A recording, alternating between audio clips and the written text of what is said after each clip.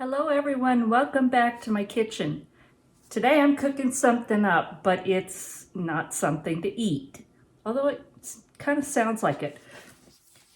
It's been a really long time since I have made soap. And I used to make this and sell it, but I don't anymore, so I just don't need to make it anywhere near as often. But I'm pretty much running out of what I had made up, so it's time to make some more. And today I'm going to make one of my favorites. Now, I'm giving you this formula, but I'm giving it to you for personal use only. If you want to change it substantially and make it for sale, that's up to you. But this is for personal use. I don't believe in just copying someone else's work, all of their research, and making money off of it. So, with that being said, let's make chocolate soap. Now we are working with lye, sodium hydroxide. This is cold processed soap, and you need to be very careful. You need to take all the precautions. Gloves, and I'm wearing light ones, but I'm used to working with this. I would recommend heavier gloves for anybody not familiar with working with lye. Goggles. These are my favorite because they fit me well. And these are called onion goggles, but I use them for soap because they wrap around, they have foam, and it fits close to your eyes. And the whole idea is to prevent lye from splashing up and getting in your eyes, because that would be really bad. It's extremely alkaline and extremely hot when you first make it, so it deserves a lot of caution. I'm wearing an apron. I don't always do that, but again, if you're not familiar with it, I would recommend it. So the first thing is your tools. I mix my lye water in stainless steel. Now, you can do it in some types of plastic pitchers. I like to use bigger than what I need because there's only a fair amount in the bottom of this. Because, again, you're working with high heat, and any chance of it splashing, I want it to stay inside this. So I found this at a restaurant supply for used restaurant supplies and got it very reasonable. But again, you can use something else, just be cautious. You want to make sure there's no dogs or cats running around that can tip this over. I've put the cats away and they're not happy. And the dogs, I'm gonna keep out of here. Because as long as the lye is active, I don't want them getting injured by it. So I've measured distilled water. You could use spring water, well water. I just prefer distilled because I'd rather have no trace of metals or anything else in that. So this is just distilled water. And I have 396.89 grams. And I weigh everything. And I highly recommend that you do too. When you're working with the lye, you want it to completely saponify. You want to completely change that lye through a chemical reaction. The lye, water, and the fats are what create soap. So measurements, I believe, are extremely important. I don't like to use measuring cups, anything like that. You can find an inexpensive kitchen scale, the big box stores, sometimes at resale shops, but get you a good digital scale. So 396.89 grams of distilled water. Now we're going to measure out our lye into a separate container. And I'm using glass that can be washed well, and I'm using a plastic spoon if I need to do anything with that.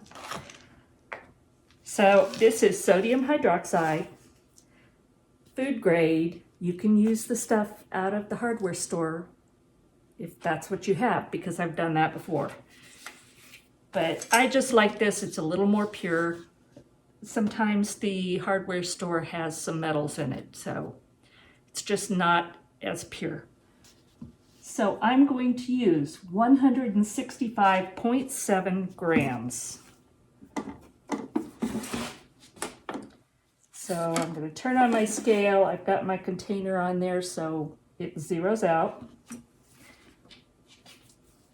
Change it to grams. Again, 165.7. Now, this is dry, but I'm going to stand back.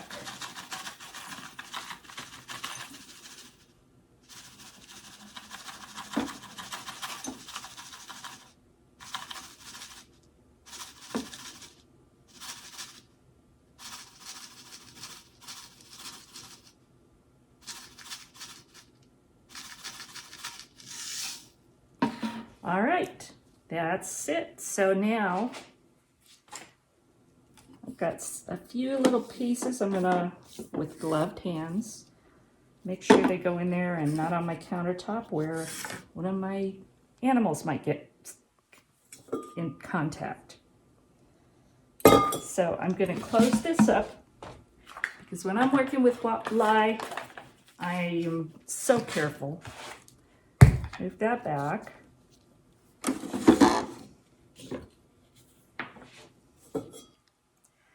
And I like to use silicone utensils. I've had plastic spatulas melt because this gets really, really hot. So I'm going to move this over to the range top and I'll take you over there.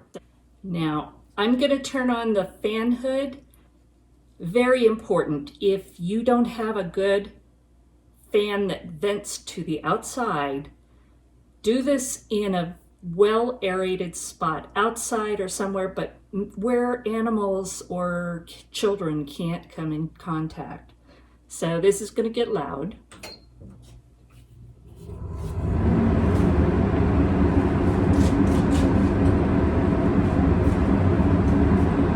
All right, I got my distilled water. You always pour your lye into the water.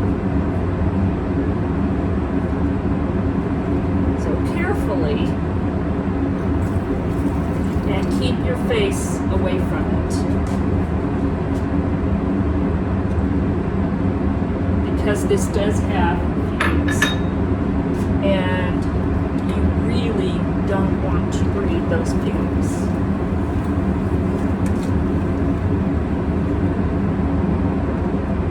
That's why you need a good vent. And it gets extremely hot.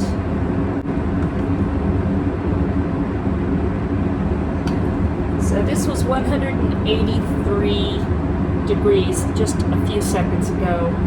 It's at 171 now. I don't know if you can see the steam and the fumes coming off of it, but it is hot. You want to stir it till it's completely dissolved, which mine is already. You can feel, use the spatula to feel if there's any granules left. You can see the steam and fumes coming off.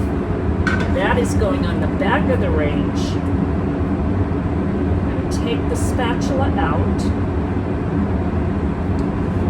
And I'm going to spray this down with vinegar because vinegar will help neutralize it. I don't want this going down my drain at all.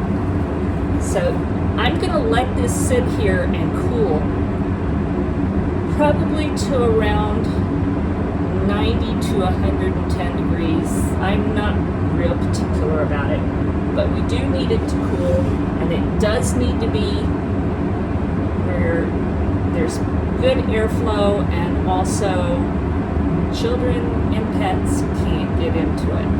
So we'll come back in a little bit. My lye water is down to 115.5 degrees, so it's getting there. While I'm waiting for that to continue dropping down, I have put in a stainless steel pot because that's what I like to use. You can use a double boiler if you don't have a heavy bottom stainless steel pot. You don't want to use anything reactive, no aluminum.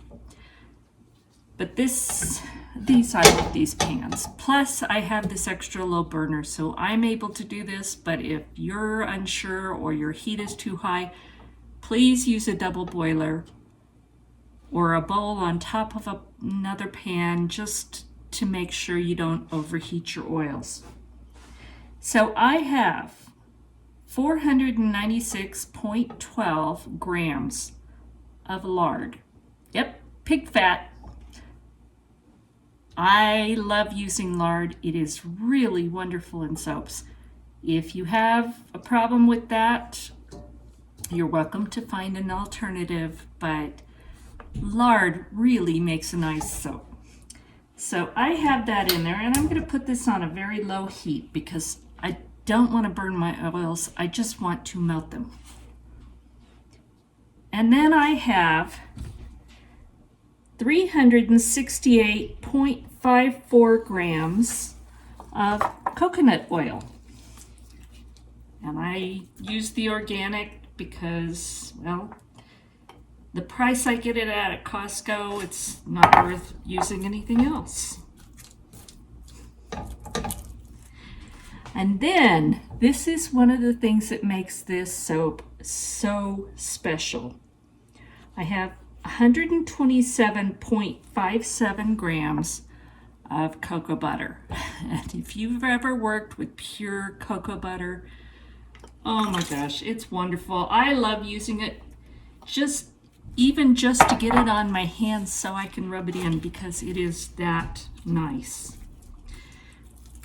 So I have this on a low heat and I am going to only melt it. That's all I want to do. So while I wait for the lye to come down in temperature a little more, I'm going to get this melted. And then we'll come back, and I hope soon because my cats are getting really upset being locked up. So we'll come back soon. Fats are such a bad word to so many people except soap makers and people on keto. There's a lot of fats in this soap. But that is what makes it soap.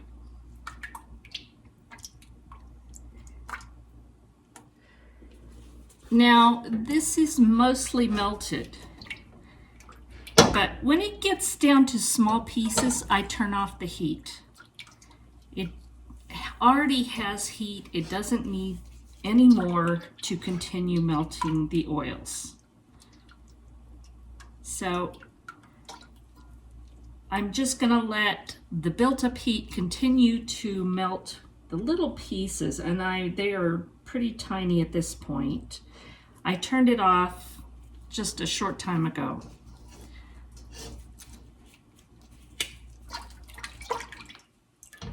So now it's melted. I'm going to move this over to the countertop and we're going to get to work. All right, these oils are melted. While I'm going to get to work on this, I am going to put on top of my burner, again on very low, 3.2 ounces of cocoa butter. Yes, we're adding more cocoa butter. It's one of the things that makes this formula so wonderful. And then you ask, how do we make this chocolate soap? Well, this is how.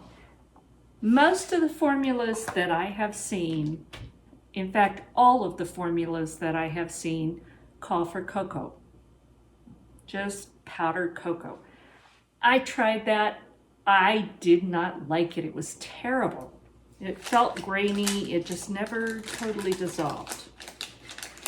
So me being me, okay, how do you get chocolate without cocoa? And that's unsweetened baker's chocolate. So I'm going to use, for this amount, I'm going to use 1/2 ounce, which is 2 of the little squares,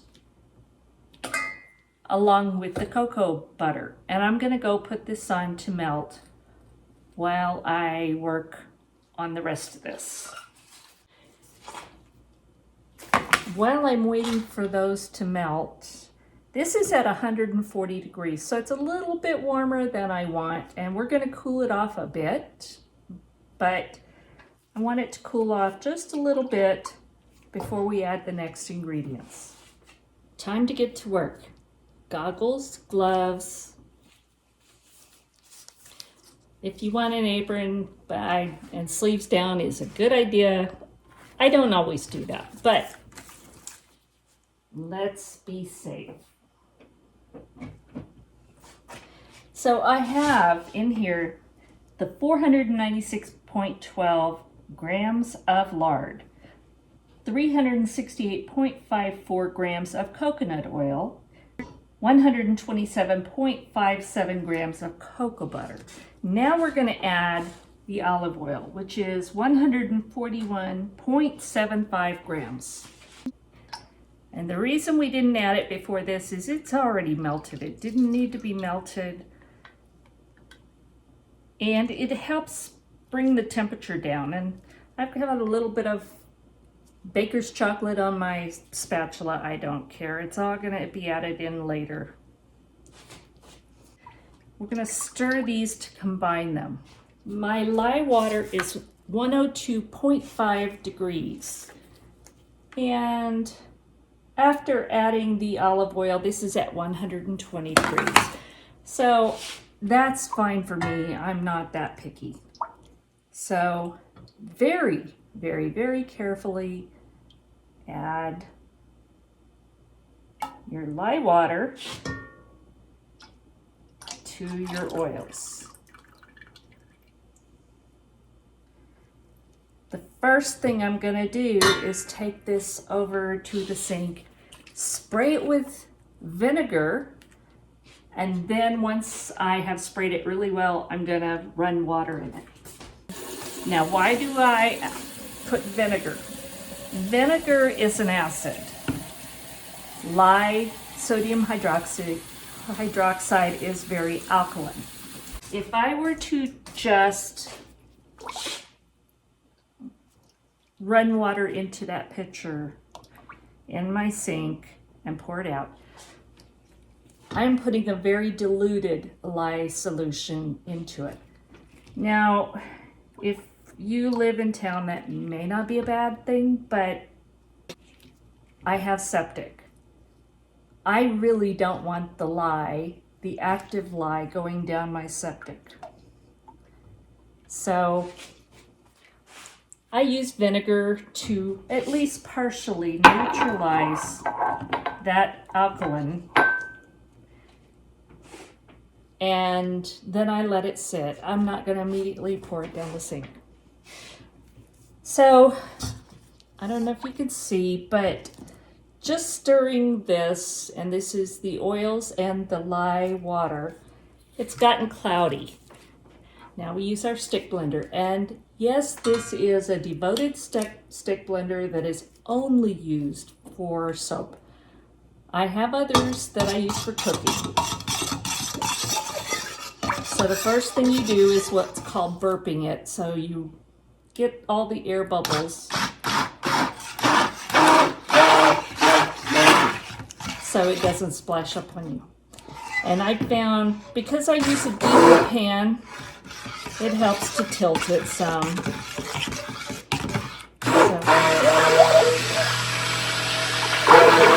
What we're doing here is trying to reach emulsification, but in soaping terms, it's called trace. We want these thoroughly combined, and the lye is still very active, so you must still be very careful.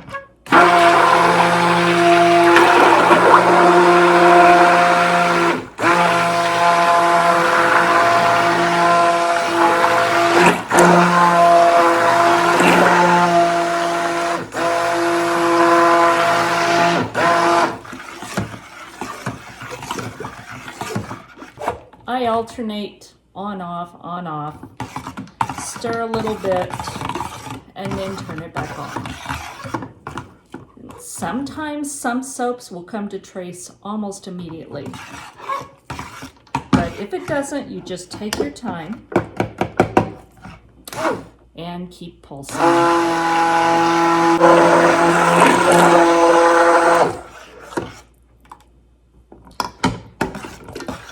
Now, I'm not sure if you'll be able to see, but this is what I consider a light trace. It's thick, and when I lift this up, you can just see lines in the mixture.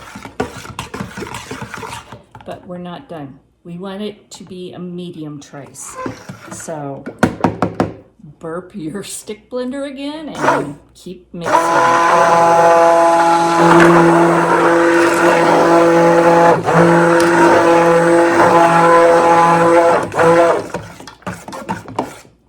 Okay, let's see if you can see this. You see some pretty distinct lines in the surface. That's what we're looking for. So I consider this a medium trace. And like I said, your stick blender is going to start to get warm. Don't let it overheat. That's why I've pulsed it. I'm going to scrape down the sides. Again, the lye is active. Use caution. Now I have the 3.2 ounces of cocoa butter plus the 1/2 ounce of baking chocolate, all melted, and I'm going to add that in.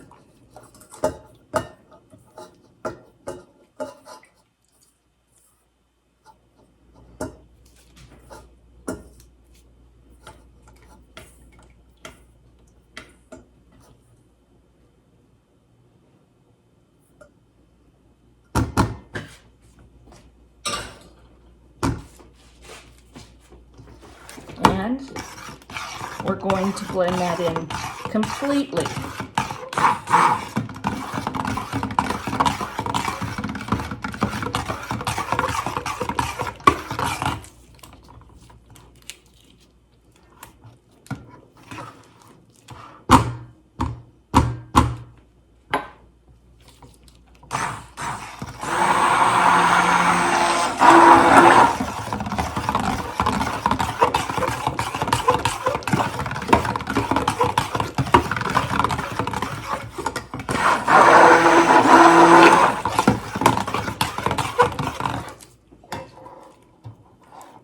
Now we don't want to use the stick blender too much here because we're already at trace.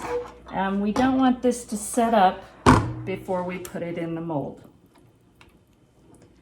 So I'm going to just stir now with the spatula.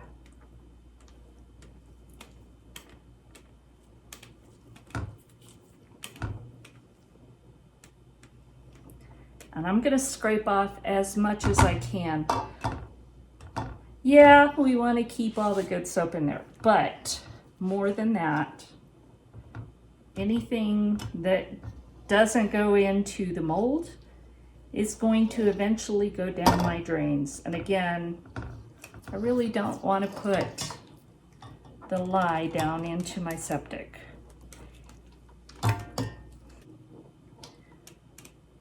So I will get as much off this way as I can. Now I'm going to put this in the pitcher that I had the lye water in.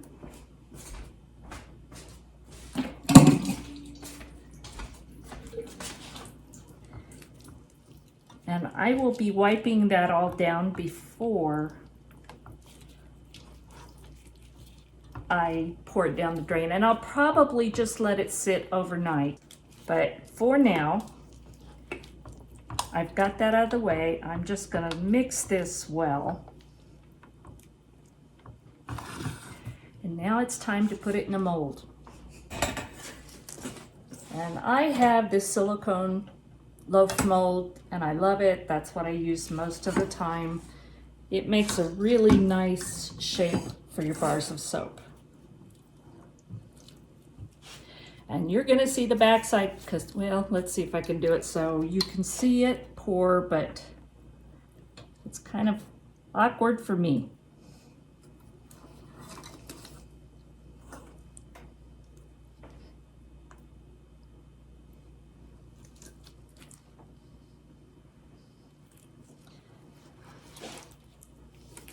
And you can see it has firmed up quite a bit just since we stopped the stick blender. It's going to do that. So don't let it sit around and wait. You need to go ahead and get it in your mold. And I'm going to do it this way so I can see what I'm doing now.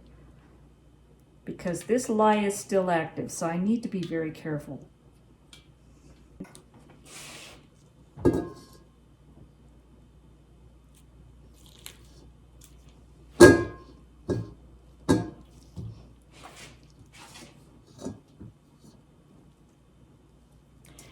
And this is still pretty warm. It's not as hot as it was earlier, but it's still got a bit of heat. So use caution for that reason, but also for the lye.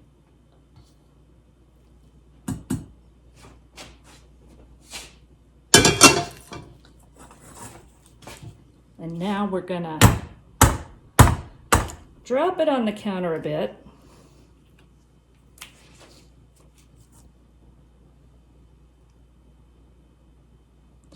Now, if you don't have one of these nifty molds, I've used cardboard box lined with a Walmart bag. So you use what you have. But because I did this for sales, I do have these wonderful molds. And you can make the top really fancy if you want. I'm gonna make it just fairly simple. But you do want to get air bubbles out, so by pouncing it on the counter, that will help.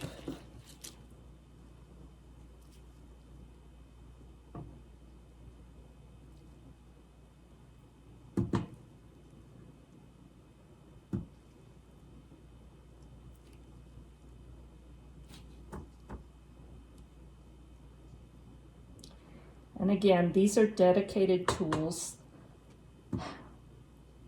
Anything that is plastic or silicone or anything like that that I use, they are dedicated tools to soaping. My stainless steel pots, not so worried about them. I clean them well after I have let them sit overnight. First, I wipe them out with a paper towel. Get as much of the unsaponified, which is saying it hasn't turned to soap yet. I get as much of that off as I can with a paper towel. Then I put my vinegar and water into it and let it sit overnight.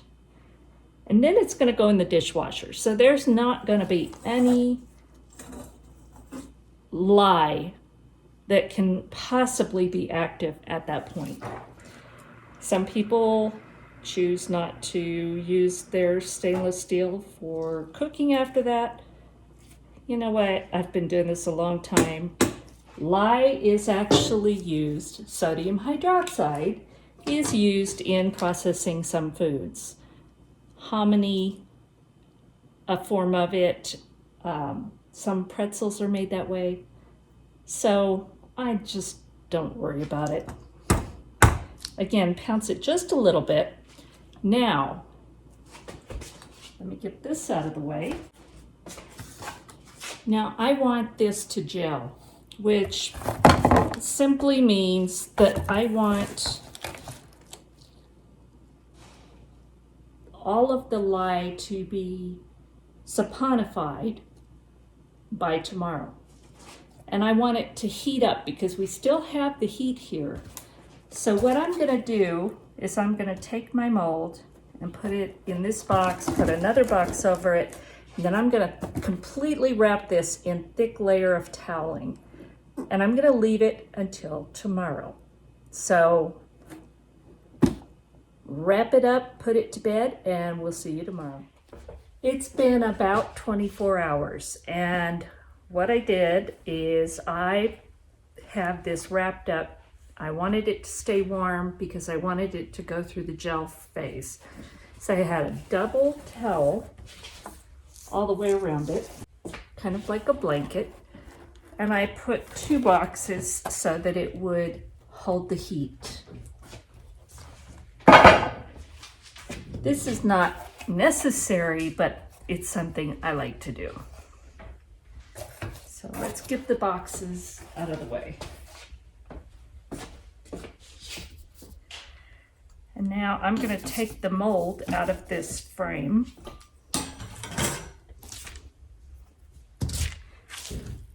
And we're going to see if it unmolds easily.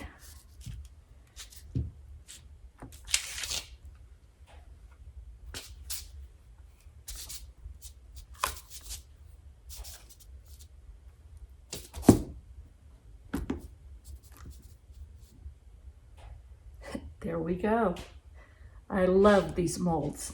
They're so nice for this reason. So this is the bottom, and it's still pretty soft. So I think I'm gonna let this sit for a while. But look at the beautiful deep chocolate color of this soap. And I'm just going to leave it sitting on its side because I want to handle it as little as possible until it firms up just a little bit. But should not be any problem to touch it at this point. We'll run a test though when I start to cut it. This has only been sitting for about 15 minutes, but it's lost that sticky feel. So we're going to cut this.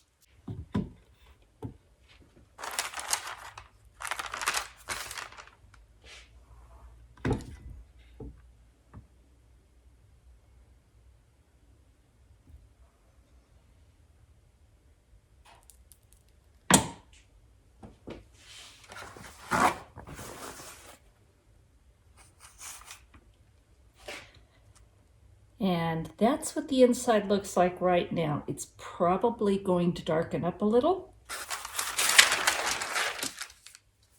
Let's keep cutting.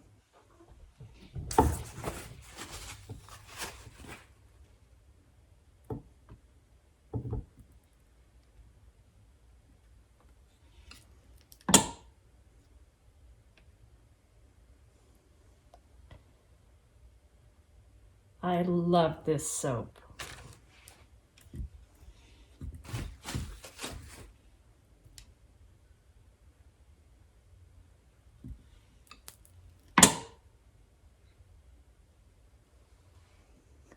Kind of looks like fudge. I actually had a child pick up a bar of my soap and try and eat it at a craft show.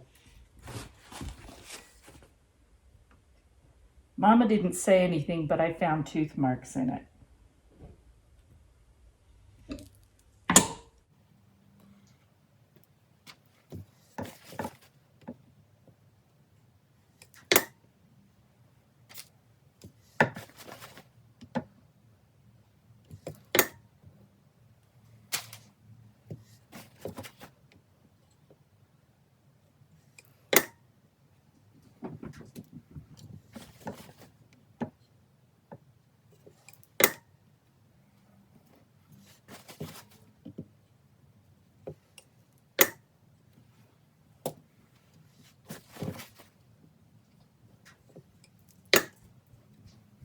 So here it is, my chocolate heaven soap.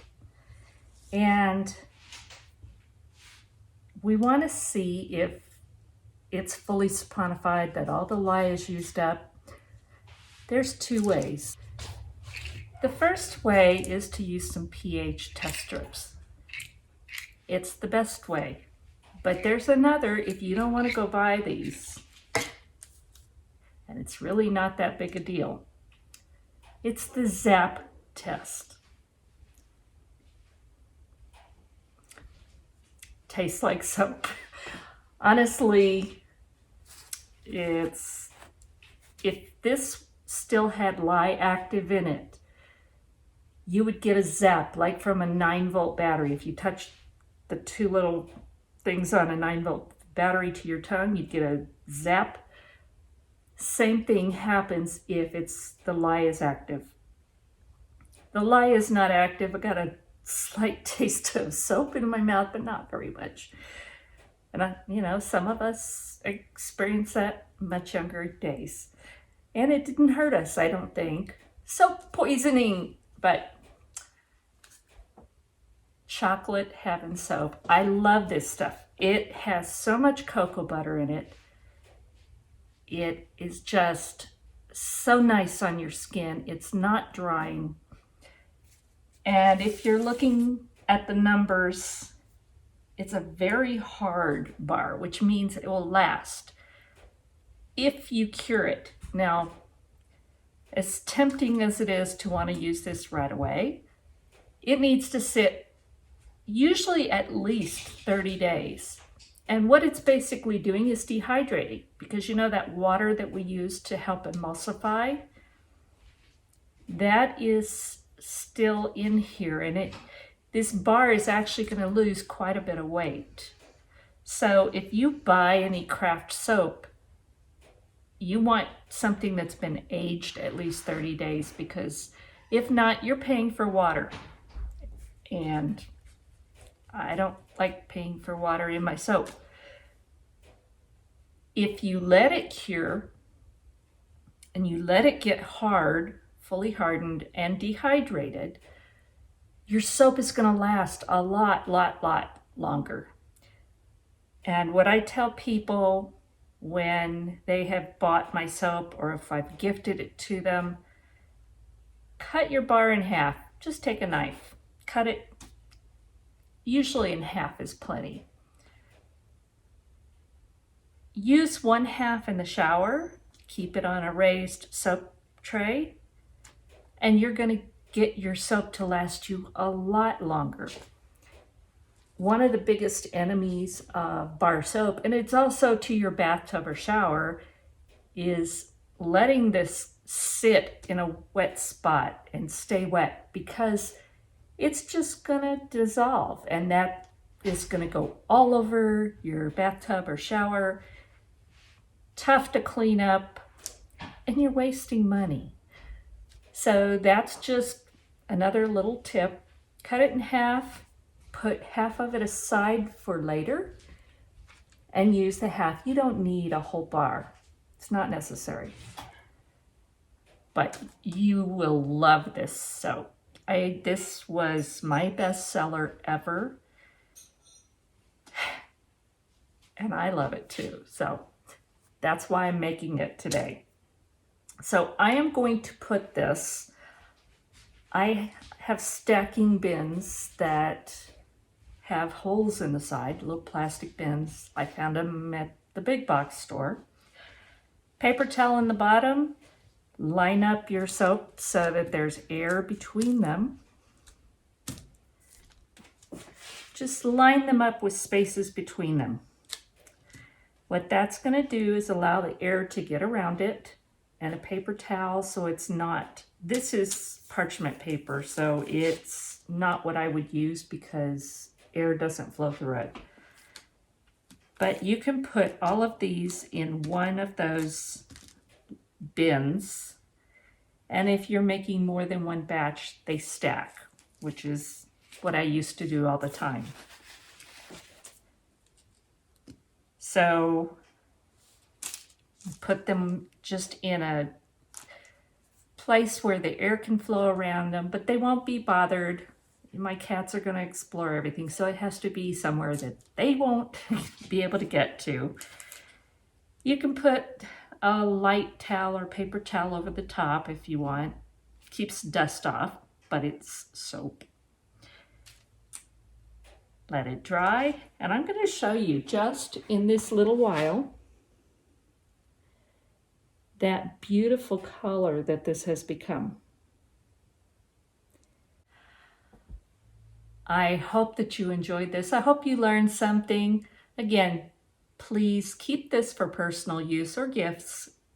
I don't want to see anybody selling my soap recipe. This is my gift to you to be able to use it and to enjoy such a wonderful soap. Thank you so much for watching. God bless, and we'll talk soon.